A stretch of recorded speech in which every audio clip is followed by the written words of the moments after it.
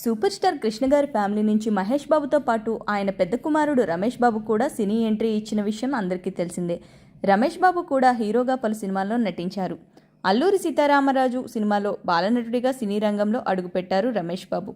ఆ తర్వాత సామ్రాట్ సినిమాతో హీరోగా పరిచయం అయ్యారు.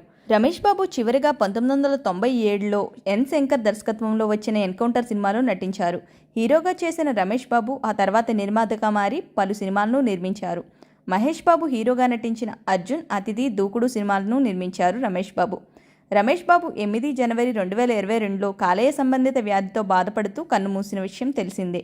మహేష్ బాబుకు ఆయన అన్న రమేష్ బాబు అంటే ప్రాణం. చాలా సందర్భాల్లో ఈ విషయాన్ని ఆయన తెలిపారు. రమేష్ బాబు కన్నుమూసిన సమయంలో మహేష్ బాబుకు కరోనా రావడంతో ఆయన అన్న చివరి చూపుకు నోచుకోలేదు. ఇక రమేష్ బాబుకు ఒక కొడుకు, కూతురు ఉన్నారు. రమేష్ బాబు కొడుకు జయకృష్ణ త్వరలోనే హీరోగా ఎంట్రీ ఇవ్వనున్నారు. అలాగే రమేష్ బాబు కూతురు భారతి గురించి కూడా చాలా మందికి తెలియకపోవచ్చు. జయకృష్ణ హీరో మెటీరియల్గా ఉంటే రమేష్ బాబు కూతురు భారతి కూడా చూడచక్కగా ఉంది. ఈమె కూడా సినిమా ఇండస్ట్రీలోకి రావాలని ఫ్యాన్స్ కోరుకుంటున్నారు. సోషల్ మీడియాలో భారతి పెద్దగా యాక్టివ్గా ఉండదు. ప్రస్తుతం చదువుల్లో బిజీగా ఉన్నది. త్వరలోనే ఇండస్ట్రీలోకి వస్తుందేమో చూడాలి. మొన్న మధ్య బాబాయ్ మహేష్ బాబు కుర్చీ మర్తపెట్టి సాంగ్కి డ్యాన్స్ చేసి అందరి చూపును తన వైపు తిప్పుకుంది. అచ్చం హీరోయిన్లా ఉన్న భారతికి సంబంధించిన కొన్ని ఫోటోలు సోషల్ మీడియాలో వైరల్గా మారాయి. ఆ ఫోటోలు మీరు కూడా ఈ వీడియోలో చూసేయండి. వీడియో నచ్చితే do like, share, subscribe. Thanks for watching.